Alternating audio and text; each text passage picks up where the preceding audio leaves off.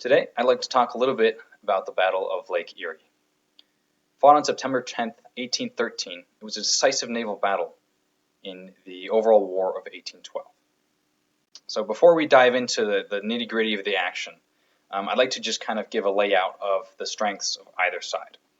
So on the one hand, we have the British fleet, which was under the leadership of Commander Barclay, and included two large brigs, the HMS Detroit and the HMS Queen Charlotte, accompanied by a collection of smaller boats, all manned by 450 sailors.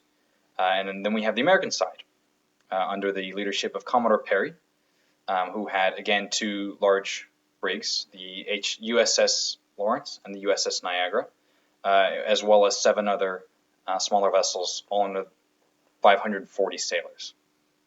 I'd just like to make a little side note and explain that the American ships were all either captured British vessels or repurposed civilian boats.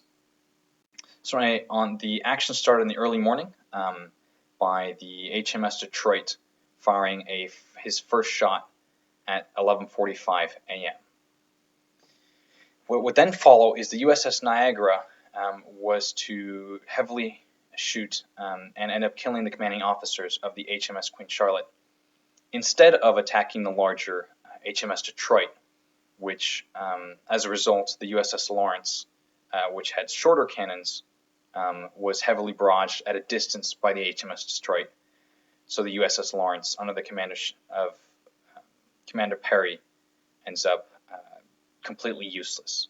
So at this point, Perry takes a rowboat, lowers his famous "Don't give up the ship" flag, and transfers over to the USS Niagara to continue the fight. At this point, the British originally had expected Perry to collect the rest of his ships and, under the leadership of the Niagara, beat a retreat.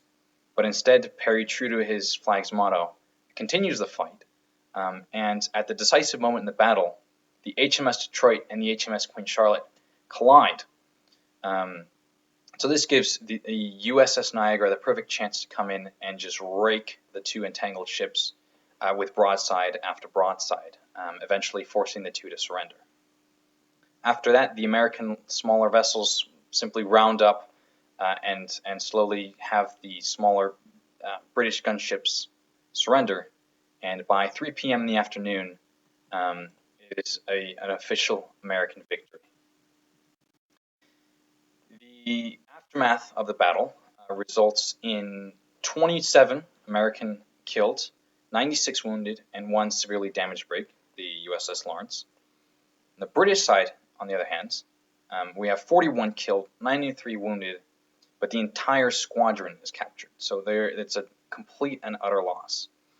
This served to have immense strategic value for the Americans, and as a result, they now had control of the entire northwestern plains and really eliminated the threat of a British attack on Ohio, Pennsylvania, and even western New York. I think this great victory is really, of course, the Americans had more firepower, but really it was Perry's leadership and action and his unrelenting fighting spirit that ultimately gave him the victory that day. His famous motto, "Don't give up the ship," I think highlights that very well.